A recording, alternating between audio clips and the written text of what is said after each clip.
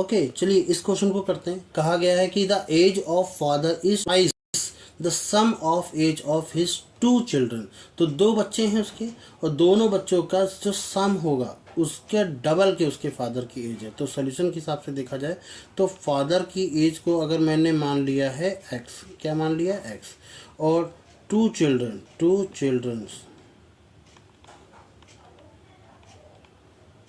उसकी हमने एज को मान लिया है 2, कोई भी मान ले, ए और बी मान लेते हैं, ठीक है, ए एंड बी। तो x की वैल्यू जो है ना वो a प्लस बी के सम के डबल है।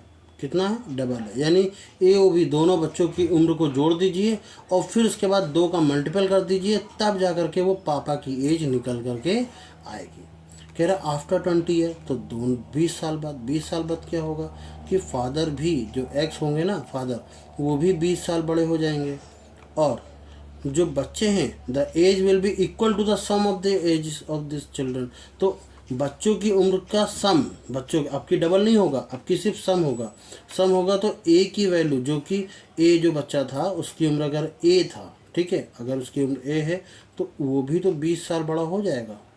और जो बी बच्चा था उसकी, सॉरी एक और बच्चा था जिसकी उम्र बी थी, वो भी 20 साल बड़ा हो जाएगा। ये दोनों ही 20 बड़े हो जाएंगे, यानी टोटल बढ़ोतरी कितनी हो जाएगी 40 की। तो x प्लस 20 की वैल्यू किसके बराबर हो जाएगी, a प्लस बी, और प्लस का कितना हो जाएगा 40 के बराबर हो जाएगी, है कि नहीं।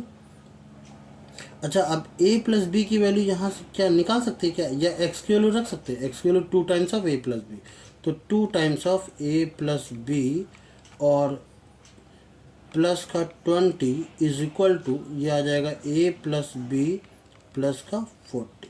क्लियर। चलो कलर चेंज करते हैं ताकि क्लियरली रहे।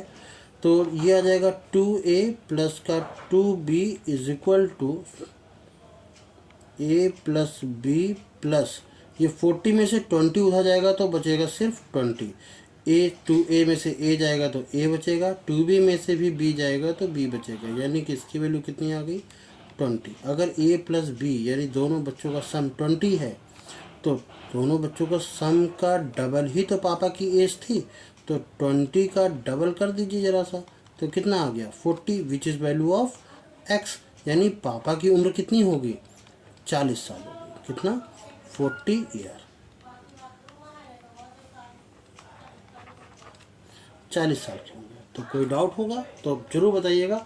और हाँ, हमेशा मैं कहता हूँ कि कमेंट बॉक्स में नीचे आप अपना क्वेश्चन लिख दीजिए, आपको सॉल्यूशन मिल जाएगा, और उसी कमेंट बॉक्स में नीचे मैं लिख दूंगा कि आपका सॉल्यूशन कितने तारीख को कितने बजे तक आ जाएगा। ठीक है, तो आप देख के आराम से चेक कर सकते हैं कि हाँ इस तारीख को हमारा सॉल्यूशन आ चुका होगा। तो ये किसी भी बच्चे के लिए हाँ, वो बच्चा बस ये ना हो कि 9th में हो या 10th में हो तो ज़्यादा अच्छा है। 8th वाले भी पूछ लेंगे, कोई बात नहीं, मैं अलग से सेक्शन उनका बना करके दे दूँगा। ठीक है, बस इससे नीचे नहीं आना चाहिए। बाकी बच्चे मोबाइल से दूर रहें नीचे वाले, और वो अपना फिजिकली पढ़ाई करें।